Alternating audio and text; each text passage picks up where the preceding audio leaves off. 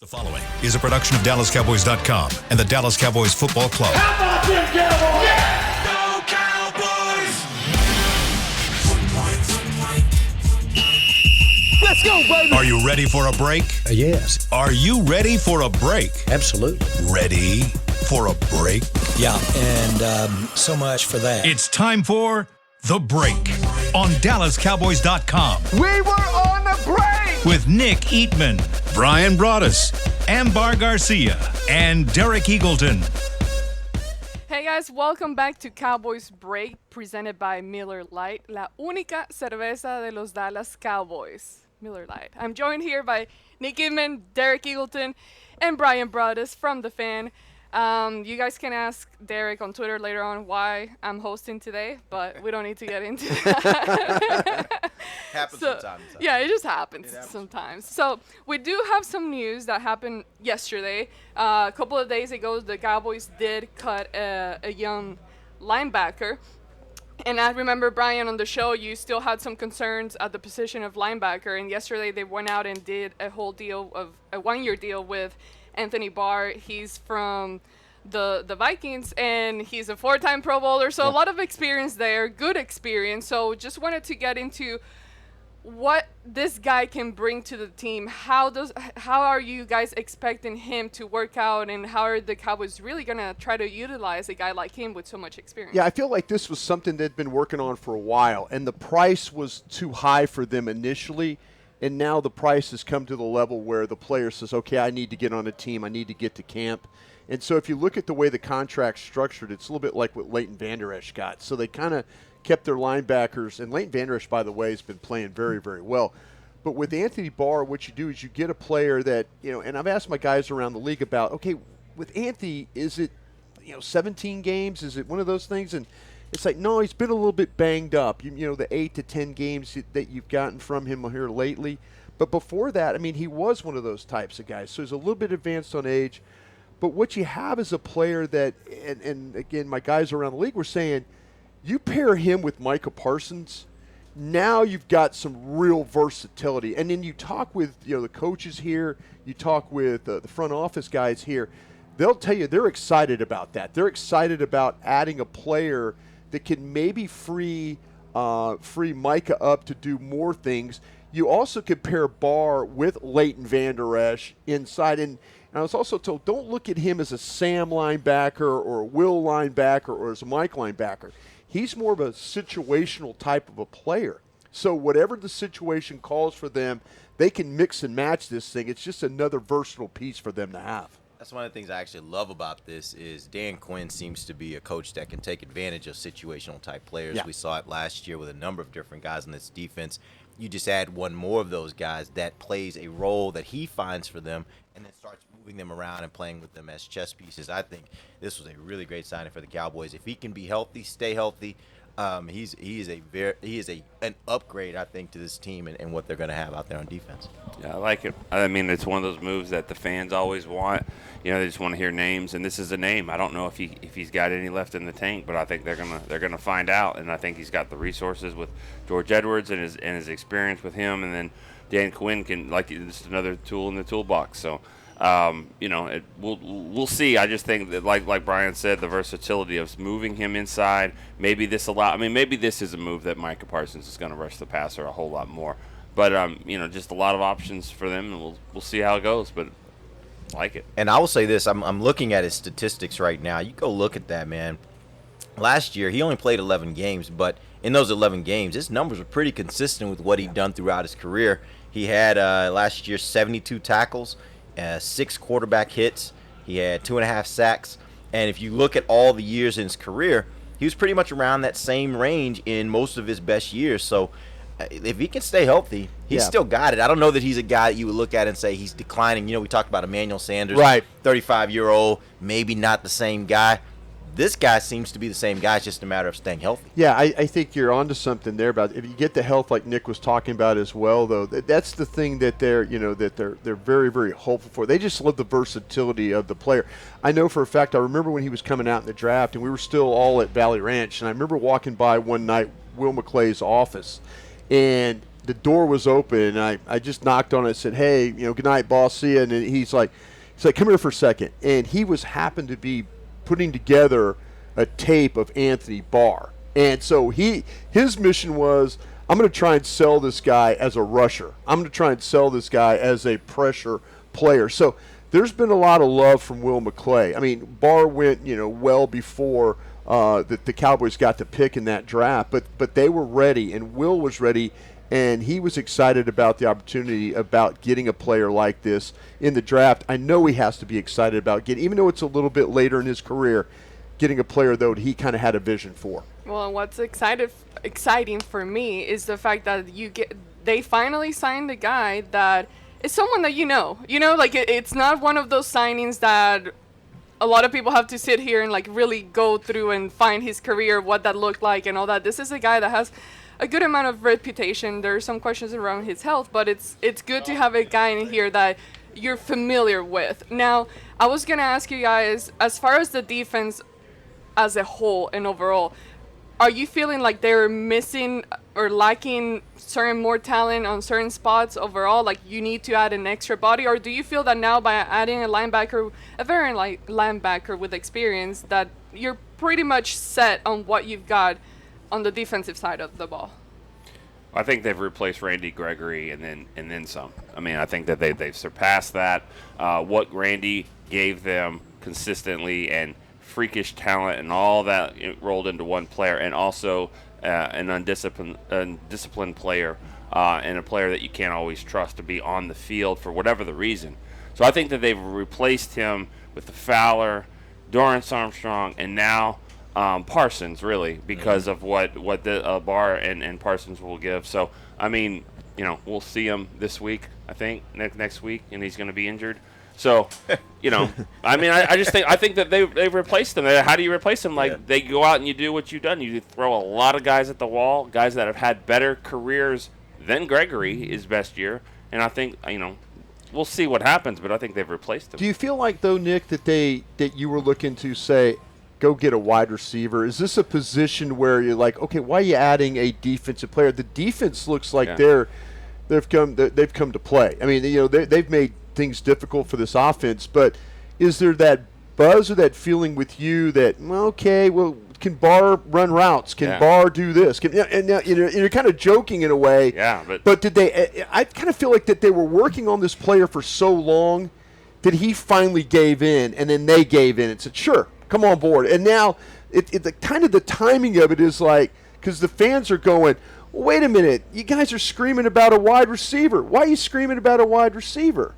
Why do you feel like you guys have to have, and so I don't know if the timing of it is kind of weird, because maybe the fans are like, well, what's going on here? I think I still look at it, though, from a standpoint that, for whatever wide receiver we look at that you could bring in right now, is he going to give you the value that you're going to get maybe from a Barr? Right. Like, so I know you can say you need a wide receiver. That doesn't mean he's going to come in and really give you much of anything. Right. If you think you can really advance your defense, then I don't think, no. And I don't think I think these are really separate. No, I think so too. That's what I'm saying. But I think the fans are kind of looking at it as like, and I know initially it was like, well, why the hell are you signing a wide receiver? I mean, why are you signing a linebacker? Right.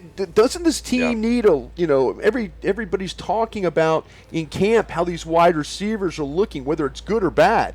I just feel like this is one of those things where timing kind of went funny, because I felt like they've been working on Barr a long time. But it's also just the timing of it seems like, why you add this guy? No, it came down to his money demands went way down. Yep. And you said, by the way, finally get the player you want. Come on, let's go. Yeah. And I see it kind of like the whole draft strategy. When you get to the draft and you're like, okay, these are our needs. I mean, linebacker was a position of need, maybe not as high as wide receiver, but you go with talent. Who's the better guy out there right now that you can quickly get in here?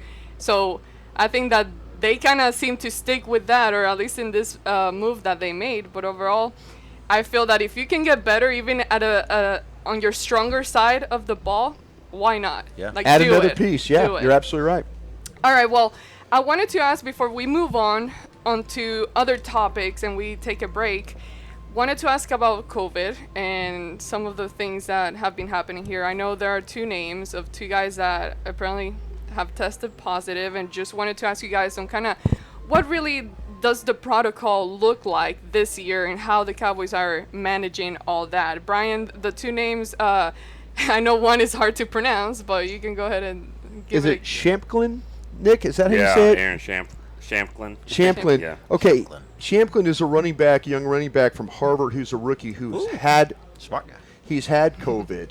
And so now we're starting to get word that Rico Dowdle has COVID now as well. So he will not be on the practice field. We were talking in pre-show meeting. We haven't seen, I don't know, if Joe Witt Jr., the secondary coach, we haven't seen him on the field.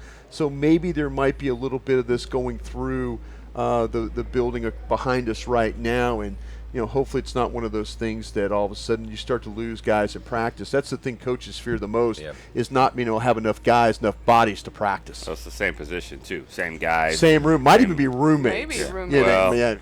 I don't think so in this case. Okay. I think that Malik Davis, I know, was switching rooms. With Shamklin, or was rooming with Shamklin. Okay, there you go. Rooms and all that. Rookie to rookies. Yeah, so they're trying to, and hopefully he's good and he's getting a lot of carries out there. As far as the protocol, I'll admit I don't really know how different it is. I mean, I'm sure it is some way. I mean, I think I've heard the 5 days, but I don't. Training camp rules and regular season rules are a little different, right? Because you got 90 guys, and I think they just say deal with it. When you get to the season and somebody goes on a list, I wonder if you can bring some guys up. Yeah, my understanding was that the protocol is now back to not really a protocol from the standpoint of your roster. Like, I don't think it's going to change anything with the roster. It's very similar to if you just have a player that's got the flu, right? And you gotta deal with it.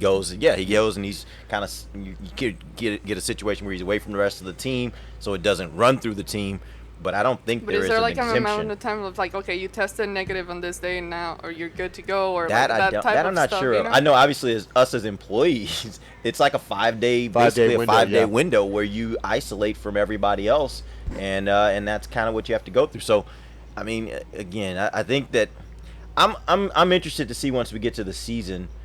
If you should have numbers start to increase throughout the country if they do put something back in place. But as I understand it right now, there isn't anything from a roster standpoint. Yeah, talking to personnel directors around the league, they were really happy with the way, not that COVID was part of their game plan, but they were really happy that the league was very flexible about being able to bring guys up and down, and then also having veteran players on the practice squad gave you flexibility as well. Yep.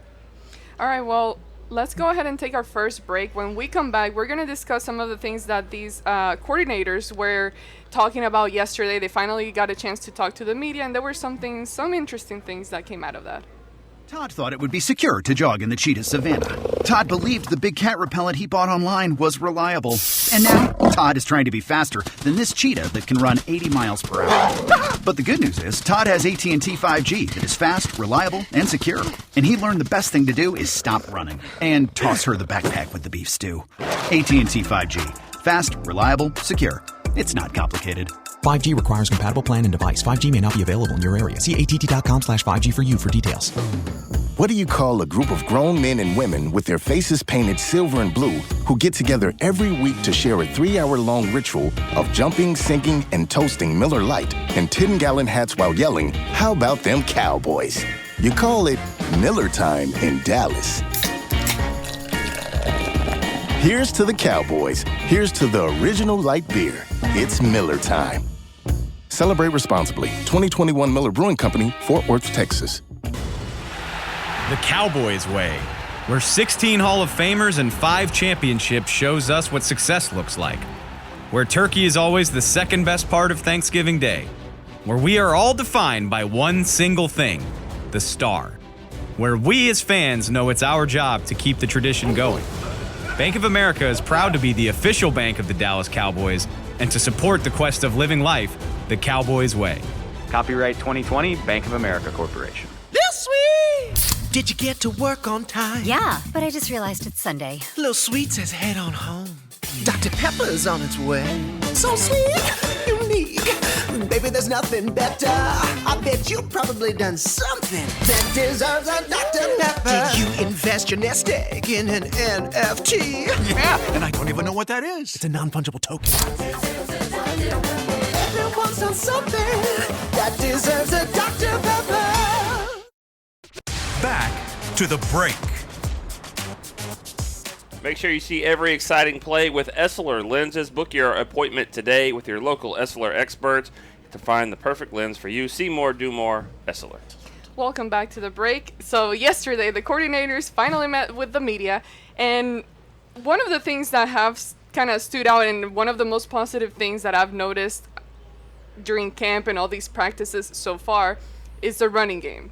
Zeke and Tony Pollard. And Kellen Moore did talk about them too and what they're trying to do with both of them this year. So I wanted to get with you guys and hear your thoughts on this, and kind of, because I know a lot of fans too keep wanting to see more of Pollard, give him more.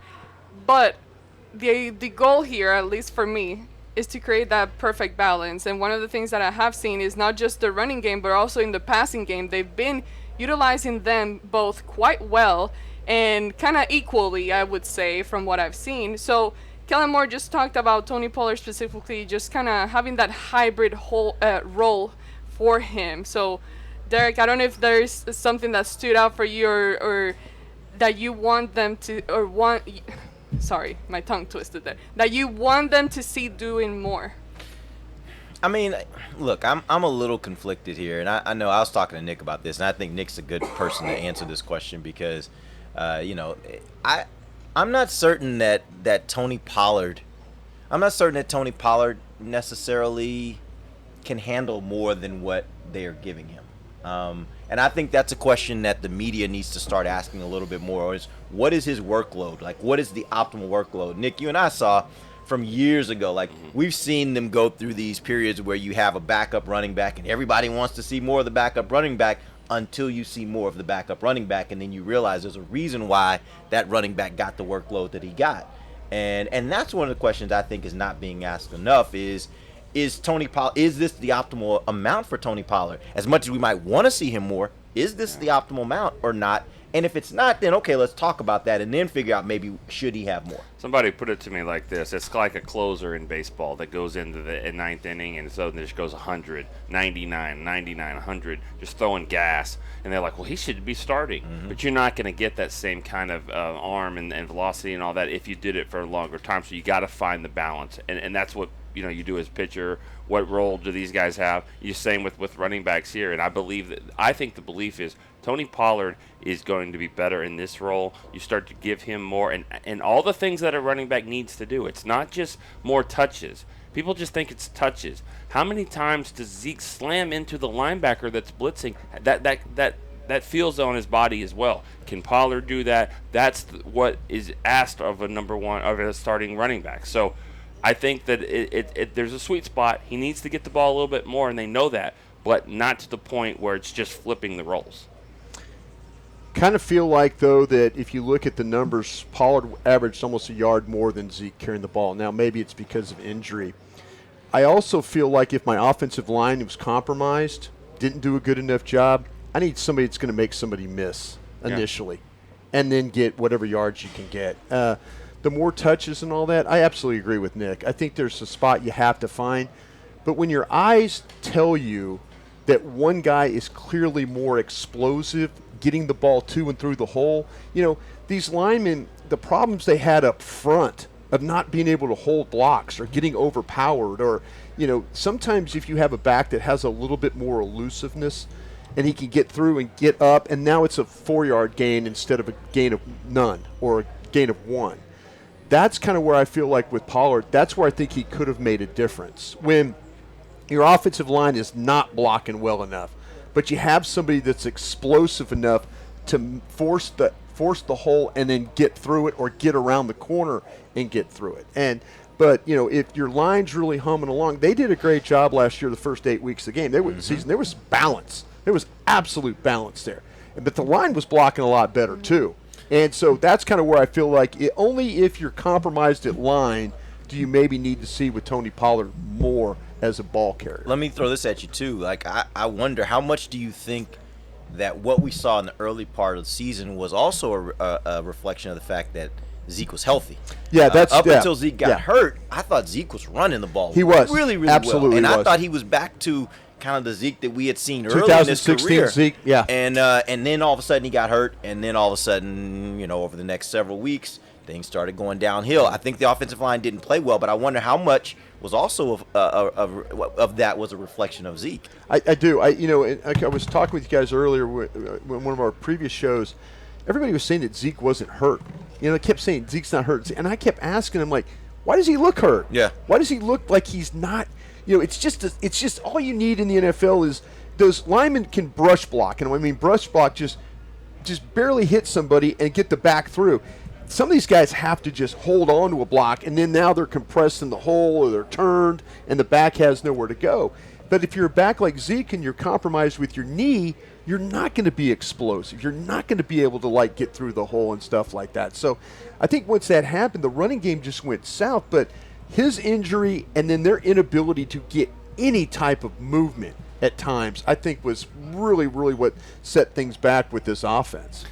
I think sometimes that in this case, I think average yards per carry is a stat that's easy to compare the two guys, but I think it can be kind of unfair to the bigger back, because on 3rd and 1, Zeke gets 1. Right. That kills his average, but he got the job. That's what he needed to do. And I'm not saying that a quicker back to the hole can't do that as well. I mean, I think that there's two schools of thought there.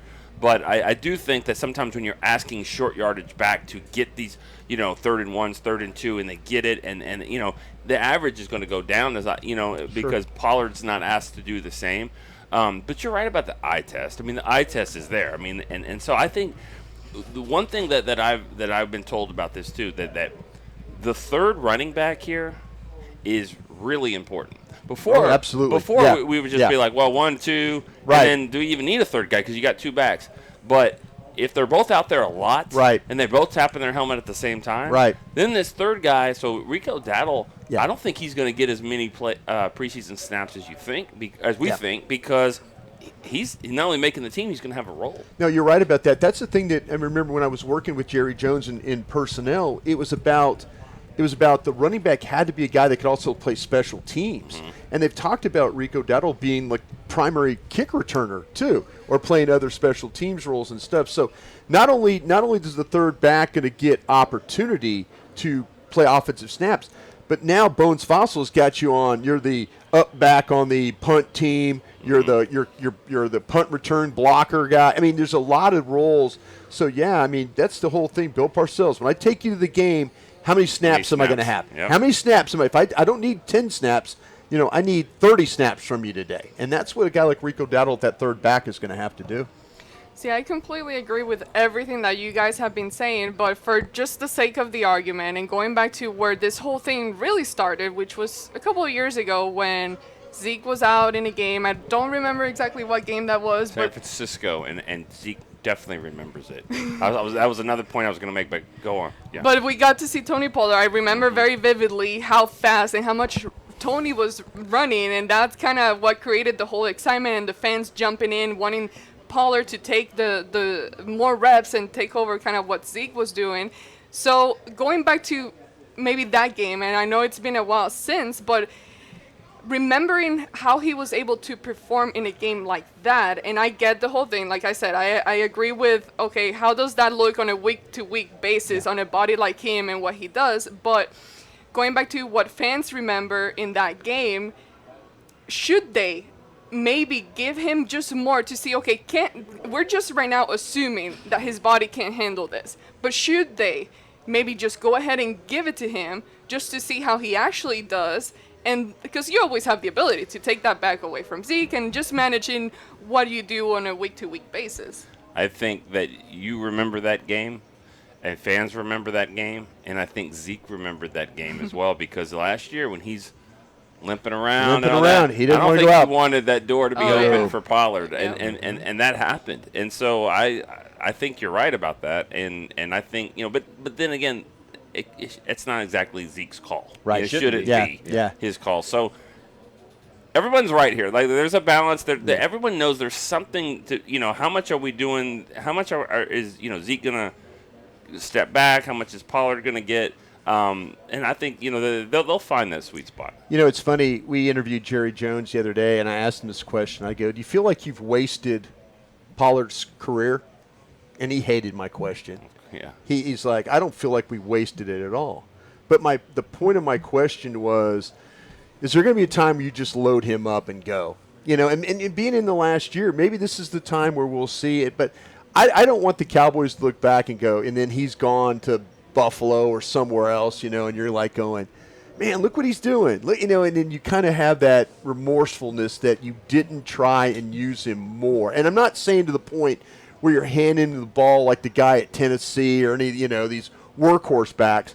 But did you not take advantage, Kellen, more of the explosiveness? There's fans that say, hey, I just want him to be kind of like an Alvin Kamara guy. Mm-hmm. Just throw him the ball. I want him to be McCaffrey. Just throw him the ball. Hand him the ball. They just want to see that more than anything else. And that's honestly the way I look at it. Like, this is the prime opportunity to do it. You got all these wide receivers out. If you can be creative with how you use them, there's opportunity here to get him more involved in the offense without having to affect what you're doing with Zeke. Like, there's a way to do it right now. You just got to figure it out. 2 times in Pollard's life, though, he's led his team in carries. One time was, I think, his junior year in high school. Another time was in junior high. No, but that's serious. No, he's right. Like, that's not what he has done, and that's what Skip Pete and the Kellen and they have to realize is that. Do we want to do that? Do we want to throw him in there? Because they threw it to Kamara a lot. I mean, they threw him in the fire a lot last year, and he got banged up more than he's ever been. So they know they've got something here that they're just trying to massage it. But this goes all the way back. And Brian, when you were a scout with this team, I mean, the backup running back is always the most popular guy. Always. Even when one of them. Even his name is Hambrick. Yeah, and even when one of them was Emmitt Smith. Yeah. I mean, the all-time leading rusher in the NFL. There was a time, but later in that year, it was like we need to get Rashard Lee some carries. Yeah, exactly. No, you're right. Yeah. You're right. We need to get these guys. Chris Warren needs to come in and get carries. Yeah. I mean, it's always been the case, and I agree. He needs to get the ball more, and I think they're going to figure out ways to do it at receiver. Derek is right about, and you just said it right there. I think that what's going to happen is they're looking at this wide receiver thing, and they're not worried about it because they're thinking of Schultz. Mm-hmm. Schultz is probably going to have 115 catches this year. Just get ready for that. If you play fantasy. Yeah, exactly. Yeah. Schultz, Pollard, they're going to find ways to massage the offense to bridge it to get to when they can get Gallup back. They got you a might lot see of 12 personnel. Yeah. You're going to see all that. But, maybe the 12 personnel is not really – it's a tight end and Pollard. Whatever you want to call that group of package right there, that's what you're going to probably see. Well, then when you get a defense that's kind of taking out your most probably, skilled guys, that you don't – they're kind of taking them out of the game. You're left with these younger players that you're hoping, once again, to be able to kind of step up and make those plays. And I wanted to kind of get in further a little bit on this whole idea of utilizing Tony Pollard more as a receiver. And we've seen some of these younger players at the running back position standing out here at camp, and wanted to get your full thoughts. I know you guys have been kind of talking about that, but how does that really look like once, let's say, you hit week 1 and you're starting the season without James Washington, without Michael Gallup, and without, as of right now, another guy that they might bring in or might not. We don't know yet, but as of right now, there is not. So in a game, how do you picture this, how the offense might look like with Zeke, then another guy behind him, and Tony Pollard really acting more as a receiver?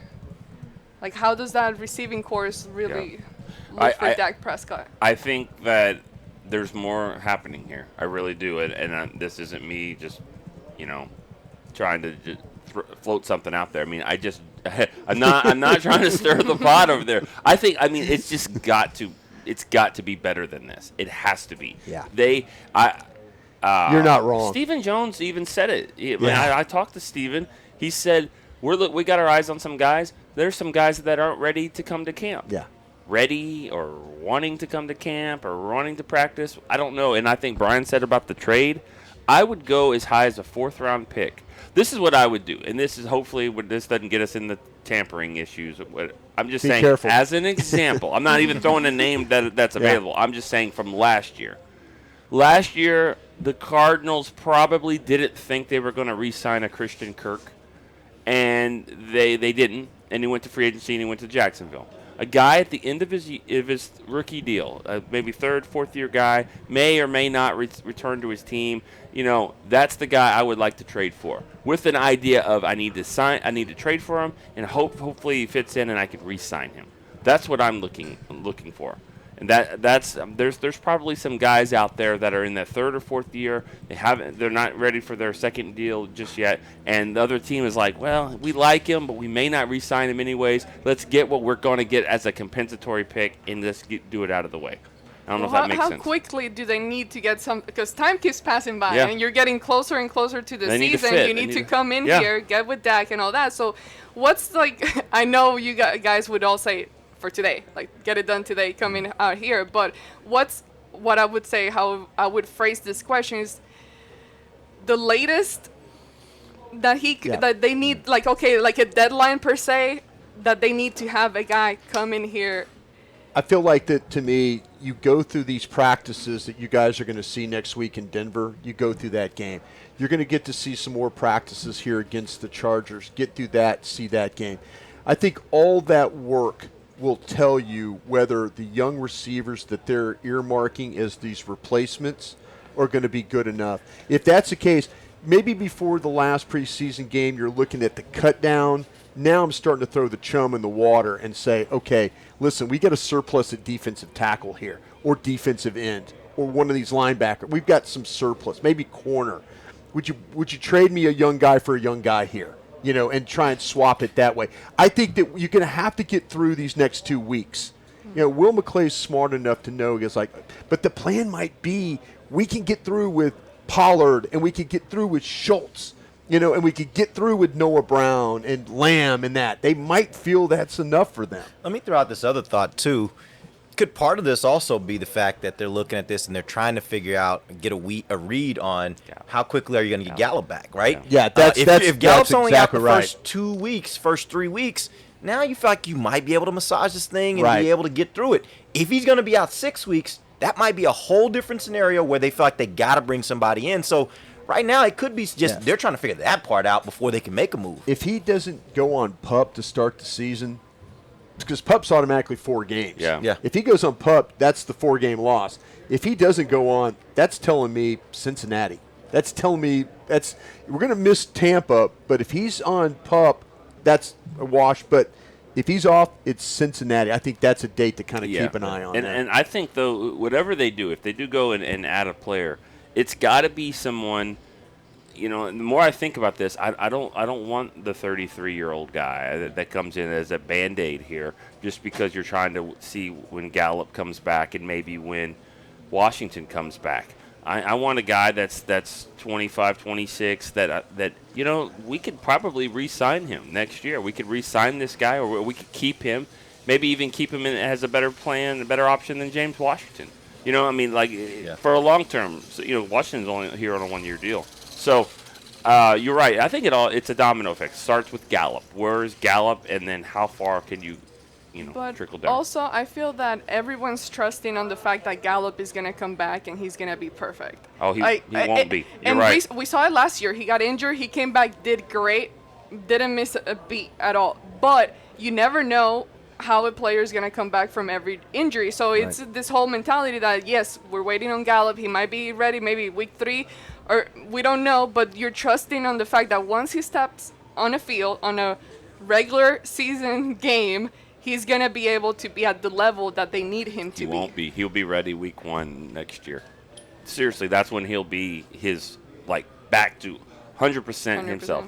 No, he'll still be able to go out and play and do all that, but I don't think he'll feel the same. It takes all those players like that. That's putting a lot of pressure on him. It's a lot of pressure, and I think that they have to get someone else. I know one thing: when you guys are at all these practices and stuff and following along, and I keep hearing the wide receiver struggle today. that's when my antennas are going to go up about this. But I think you're saying what you're saying is absolutely right about Gallup. Just we'll see how I think they've got some options here to see how this thing's going to play. And I think the last option is to go and get a guy. That's, I think, their last option. I think it has to be pointed out, too, that the guys that they're going up against, I mean, think about what the cornerback position is. That there's an all-pro. There's a really good, solid guy on the other side. And maybe the guy who's had the best camp of anybody out here is Anthony Brown. But there's a second-round pick and a third-round pick that are in their second year here, and they can't get any snaps. Not really. Joseph and Nashawn Wright, they're not breaking into this. There's no competition with those two getting in. And they're second and third round picks from last year. And Deron Bland's a rookie this year. Well, my point is that these corners are better by far than the receivers. Across the board. Yeah, you're absolutely right. And That's so true. it's a tough battle. Now you're throwing in Houston and Noah Brown, Simi against the best. Simi against Diggs? Happening? He might make one play, but it's because Diggs probably planted the wrong way or something like that. Yeah. So it's a tough battle right now for them because they're the thinnest position against maybe the deepest position. See, that was my worry though going into the season, that Dak is throwing to Houston and Simi Fehoko and Vasher, and I'm thinking, wait a minute. Who the Buccaneers? They've got Davis and Edwards and Winfield and they got all these names, and you're thinking, man, are my guys going to win? If they're not winning against my guys I'm practicing against, do they win against others? Parsons is going to have to just wreck shop, just eat Tom Brady for lunch and dinner. Yeah. I mean, that's I mean. And that's what I keep thinking. I really keep thinking like that. They did a good job last year. Seriously, who were the Giants receivers back in the 80s? I mean, no one's like, oh, remember Lionel Manuel? I mean, like that defense, Lawrence Taylor, they were wrecking it on that side of the ball, and that really might be Barr. Okay, so just throw it out there, and then they're gonna have to dominate games that way. Because that does bring up a very interesting thought. Like, do you think? This might, Amber, you might need to go to break, but I don't know. But we're way past. I'm sorry, we have the same problems on radio. Killing us. But do you really think that maybe this defense has enough weapons to where it gets to a point where this team can really function as a defensive-minded team? And that's hard in today's NFL because the game is built. Yeah. The game is built for you to be offensive. But I wonder. I got a thought about that. Let's go ahead and answer that question after this break. Sweet. Did you get to work on time? Yeah, but I just realized it's Sunday. Little Sweet says head on home. Dr. Pepper's on its way. So sweet, unique. Baby, there's nothing better. I bet you've probably done something that deserves a Dr. Pepper. Did you invest your nest egg in an NFT? Yeah, and I don't even know what that is. It's a non-fungible token. Everyone's done something that deserves a Dr. Pepper. Todd thought it would be secure to jog in the cheetah savanna. Todd believed the big cat repellent he bought online was reliable. And now, Todd is trying to be faster than this cheetah that can run 80 miles per hour. But the good news is, Todd has AT&T 5G that is fast, reliable, and secure. And he learned the best thing to do is stop running and toss her the backpack with the beef stew. AT&T 5G. Fast, reliable, secure. It's not complicated. 5G requires compatible plan and device. 5G may not be available in your area. See att.com/5G for you for details. Brace yourself for an existential question. Has your butt been having enough fun lately? Have you been treating it well? Has it been going places? If not, then it's about time you start using SeatGeek. SeatGeek is the best way to get your butt tickets to live events. Just ask the thousands of other butts who have rated it the #1 ticketing app. So what are you waiting for? Download the app now or visit SeatGeek.com to get tickets to sports, concerts, and live events and make your butt happy. SeatGeek. Get your seat in a seat. What do you call a group of grown men and women with their faces painted silver and blue who get together every week to share a 3-hour-long ritual of jumping, singing, and toasting Miller Lite and 10-gallon hats while yelling, "How about them Cowboys?" You call it Miller Time in Dallas. Here's to the Cowboys. Here's to the original light beer. It's Miller Time. Celebrate responsibly. 2021 Miller Brewing Company, Fort Worth, Texas. Back to the break. Are you a Cowboy fan who spices up the game? Nominate yourself and others to be Cowboys Fan of the Year presented by Captain Morgan. Win a trip to Super Bowl 57 in Arizona. Nominate today at DallasCowboys.com/fan of the year. And this segment is sponsored by blockchain.com. One time, let me tell you a story sometime about Captain Morgan and Bill Parcells' post doing the same thing. Oh, I've heard that story. It kind of grosses me out a little bit. It's an awful story, Yeah, but I'll tell it another day. Yeah, everybody else can hear that one. I've heard that one. Derek, I'll let you go ahead and pose the question again. What was my question? Oh my goodness. Brian threw me off. No, the question is this defense ready to take that next step and really become so dominant that whatever you get from the offense is good, but really this is a team that's built around the defense, and their success will be built around the defense, and you can get great success around them. We've only seen, especially in this era, if you call it this era of football, like it only happens very, very infrequently. You look at Seattle's teams back in the early 2000s. You look at Tampa going back to like around 2001 or so when they won the Super Bowl. Baltimore. Like it doesn't happen often. Are the Cowboys now kind of entering that territory where you want to think that they have an opportunity to become that kind of team? I think it's really funny you say this because 365 days ago we were talking about how great this offense is. And how bad this defense was. And it was just a total 40 burger, got to score. I know Hellman was on here probably screaming about offense. And now, though, you have to feel good about it. I do. I was asked this question yesterday on our show on 105.3 The Fan.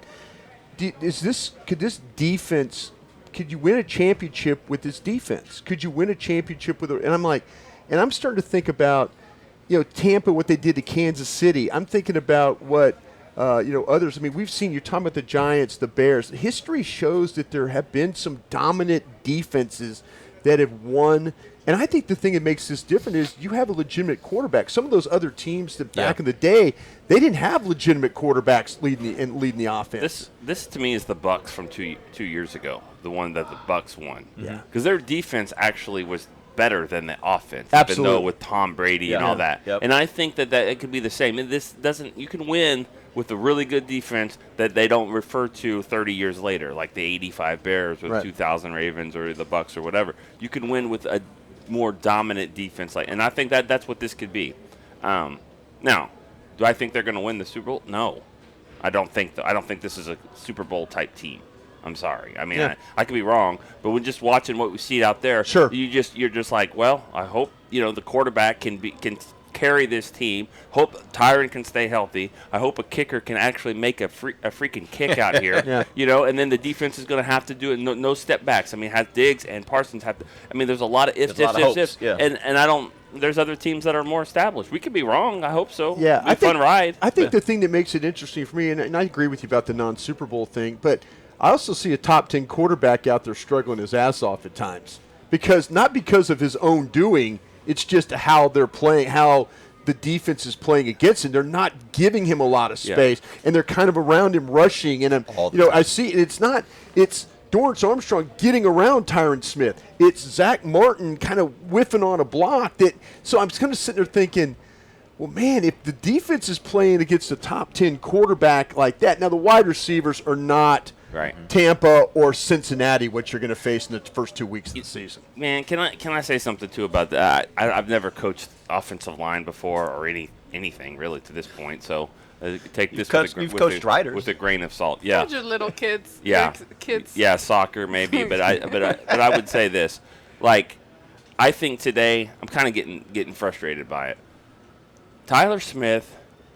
Put his ass at left guard and let's go. There you go. You want him to be the guy. You drafted him in the first round out of Tulsa. He needs reps. He needs to get in there. What is this rotating with Connor McGovern? Put him in there and let him learn next to Tyron Smith. Let him learn next to the center. Let him get comfortable. Everyone says he's strong. Well, then what is he? Because if he's this strong, he would be picked in the top 5. Whatever warts he's got, let's clean it up. And I don't think him going in the second team is helping anything. Let's get him continuity on the line. Let's go. Like, what do you are we think doing they here? really believe? You think they really believe that Connor McGovern is an option to be the starter day one at left guard? Then move him now. Yeah. Whatever it is, Tyler Smith needs to play the position he's going to play. I think this is one of the great mysteries that Nick's onto something here. This is one of the great mysteries because if you talking to people in the organization, they will tell you that Joe Philbin was not a Connor McGovern fan. Connor McGovern had starts last year, and they pulled him out and put Connor Williams back in. Right. I was thinking this is the final chapter for Connor, and then we get to OTAs and minicamp, and he's in there starting, and I'm going, okay. So this guy's not plug and play? Tyler Smith's not plug and play? And to Nick's point, I totally agree. Just put him in there. The warts he had was holding. He had holding. Bad technique at times, footwork. He's cleaned a lot of that stuff up out here. Because of that, he's getting better that way. But Nick's right. Play the guy. Let's see what you got there. I think Go ahead. I was going to ask, if you're trying to find some kind of understanding to their mentality, I don't have it. Is there anything I don't. at all? I understood it when I was in the building messing things up. I understood when we had mess-ups. But now, as I sit now in this row with you guys, I'm kind of like, I'm sorry, I don't understand. Because I go back to the eye test. The eye test. You can watch practice and see how things. You don't have to be a former NFL scout to see what's going on out here. Trust me. I want him to get beat. Like Tyron Smith, 2011, rookie year, he was getting worked. It might have been 2012, his second year. Yeah. He was getting worked by DeMarcus over and every over day. and Every over. day. And by the end of the year, DeMarcus was the one banged up, didn't play a lot. It was his second year. He was torn, and Tyron made the Pro Bowl. Yeah. And it was just funny how things flipped. CD kicked Trayvon Diggs' ass out here at camp, but Trayvon got better and better and better, and then had the year he had. He just needs to get in there. That strength that he's got, let's figure out the other stuff. But I don't know why they're wasting time with him, second team and rotating and all that. Let's go. All right, well, we do need to end the show because there's a press conference that's about to happen. So, Nick, please ask that question. Go up right there and ask the question with a straight face and let's get some answers. Let me help you. You raise your hand, Nick Eatman, DallasCowboys.com. And then they point to you, and then you get to ask a question. There you go. What are we waiting for with Tyler Smith? Just go palms up. Yeah. Coach, what are we waiting for? What are we waiting for here? Yeah. All right, guys, this is all the time we got. Point, Stick around, though, because we do have a live press conference that's about to happen right at 10. Here in a few minutes for Nick Eatman. Derek Keelton. I always struggle there with the ending. For Nick Eatman, Derek Keelton, Brian Broaddus, I'm Emma Garcia, and this has been The Break on DallasCowboys.com radio. This has been a production of DallasCowboys.com and the Dallas Cowboys Football Club. How about this, Cowboys? Yeah!